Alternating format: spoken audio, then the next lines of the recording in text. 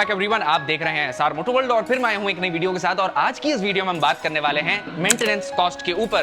RS200 और R15 दोनों bike similar price range में आती हैं और आप लोग दोनों बाइक्स खरीदते टाइम काफी ज्यादा कंफ्यूज रहते हैं कि कौन सी बाइक हमें खरीदना चाहिए, बिकॉज R15 155 सीसी इंजन के साथ आती है और RS200 200 सीसी इंजन के साथ आती है, लेकिन प्राइस में कोई खास डिफरेंस दोनों बाइक्स में नहीं देखने को मिलता है। तो आप ये डर जाते हैं कि एक तो RS200 माइलेज थोड़ा सा कम देती है, साथ ही उसमें थोड़ा जेब पर कहीं ज्यादा खर्चा तो नहीं आएगा क्योंकि उसकी जो कॉस्ट है वो भी ज्यादा है, क्या मेंटेनेंस कॉस्ट तो बहुत ज्यादा नहीं होगी।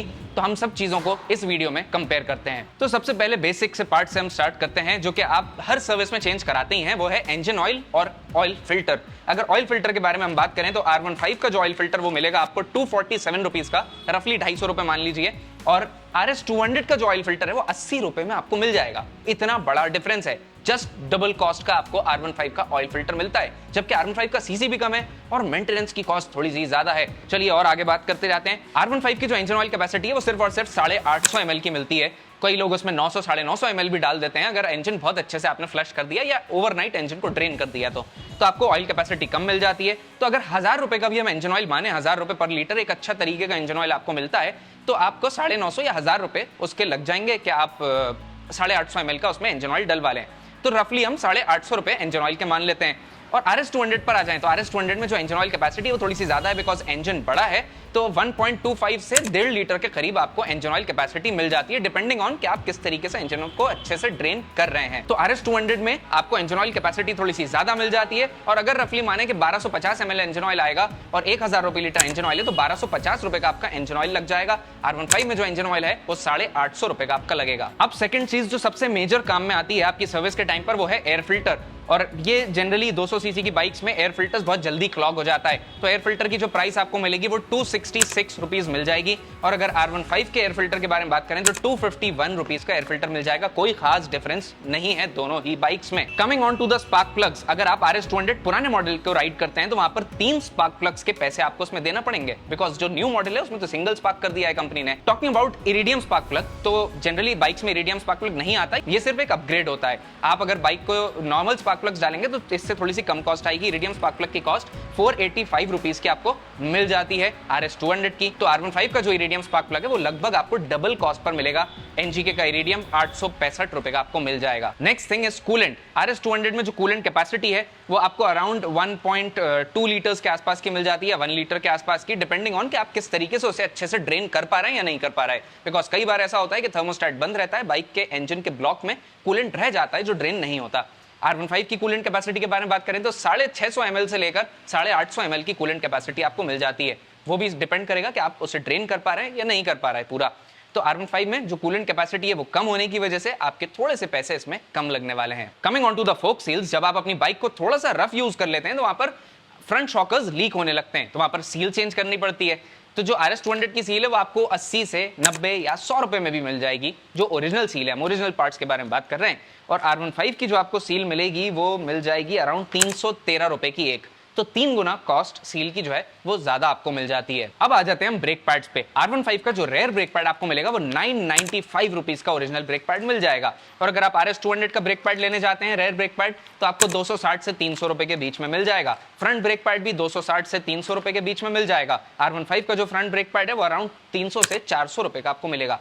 तो जो ब्रेक पैड है उसकी भी कॉस्ट काफी ज्यादा है। अच्छा, ये जो ब्रेक पैड आपको दिखा रहा हूं ये R15 और MT15 के ओल्ड मॉडल के ब्रेक पैड्स हैं। अगर न्यू मॉडल के बारे में बात करें तो RS200 और MT15 में rear brake pad same size के ही लग जाएंगे। लेकिन अभी भी आप देखें तो ब्रेक पैड्स की कॉस्ट बहुत ज्यादा डिफर कर रही है। लगभग 1000 रुपए के ब्रेक पैड्स हमारी वर्कशॉप पर लोग आते हैं तो देखकर दंग रह जाते हैं कि ओरिजिनल पार्ट्स कंपनी के इतने ज्यादा एक्सपेंसिव हैं। क्लच केबल के बारे में अगर बात करें, जनरली आप सर्विस में चेंज नहीं करते हैं, लेकिन प्रिवेंटिव मेंटेनेंस के तौर पे जब 20,000 किलोमीटर के ऊपर बाइक चल जाती है तो इसको चेंज कर दिया करिए। 253 रुपीज की आपको क्लच केबल मिल जाती है, मतलब 250 से 260 की क्लच केबल मिलेगी RS200 की। और R15 की जो क्लच केबल है वो काफी सस्ती आपको मिल जाएगी 125 रुपए की। तो RS200 की जो क्लच केबल है वो लगभग डबल कॉस्ट की है, और मे भी इसलिए पॉसिबल है बिकॉज RS200 की क्लच केबल जो है वो काफी ज्यादा हैवी दिख रही है, उसकी थिकनेस थोड़ी ज्यादा दिख रही है, बिकॉज RS200 का क्लच भी थोड़ा सा ज्यादा हैवी है R15 के कंपैरिजन में। Coming on to the throttle cable, RS200 की थ्रॉटल केबल यानी एक्सीलरेटर केबल जिसको हम इजी लैंग्वेज में बोलते हैं वो 167 रुपीज की आपको मिल जाती है। और R15 की जो थ्रॉटल केबल है वो 2 थ्रॉटल केबल्स लगती हैं तो अराउंड 400 रुपए में वो 2 थ्रॉटल केबल्स आती हैं। अब जनरली बाइक जब आप थोड़ा सा और ज्यादा रफ यूज कर लेते हैं या 25 से 30,000 किलोमीटर के ऊपर बाइक चल जाती है तो वहां पर उसके जो स्टीयरिंग स्टेम बेरिंग्स, जिसको लोग कोन सेट बोलते हैं या हैंडल बार बेरिंग्स बोलते हैं, वो बेरिंग्स जो हैं वो खराब हो जाते हैं और उनको चेंज करना पड़ता है। तो RS200 के जो बेरिंग्स हैं वो 471 रुपीस के आपको मिल जाएंगे और R15 का जो फ्रंट स्टीयरिंग हेड बेरिंग आपको मिलेगा वो 946 रुपीस का मिलेगा। 950 रुपए का बेरिंग है, लगभग डबल कॉस्ट में आपको मिल जाएगा। अच्छा गाइज, अगर आप इंजन ऑयल चेंज कर रहे हैं तो उसके साथ आप इंजन फ्लश भी करेंगे तो RS200 में क्योंकि ऑयल कैपेसिटी ज्यादा है तो आपको 2 फ्लश यूज करने पड़ेंगे और ये 2 फ्लश 300 रुपए में आपको मिलेंगे। और वहीं अगर आप R15 में फ्लश करेंगे तो एक ही फ्लश आप यूज कर सकते हैं जो कि आपको 150 रुपीस में मिल जाएगा। लेकिन एक चीज मैं आपको बता दूं, ये जितने भी ब्रांड्स का सामान मैंने रखा हुआ है ये कोई भी ब्रांड से स्पॉन्सर्ड वीडियो नहीं है। अगर स्पॉन्सर्ड होती तो सिर्फ एक ही ब्रांड का सामान रखा आपको यहाँ पर दिखता। तो RS200 का मैंने एक रफ कैलकुलेशन कर लिया, बिल्कुल एग्जैक्ट कैलकुलेशन मत समझिएगा इसको।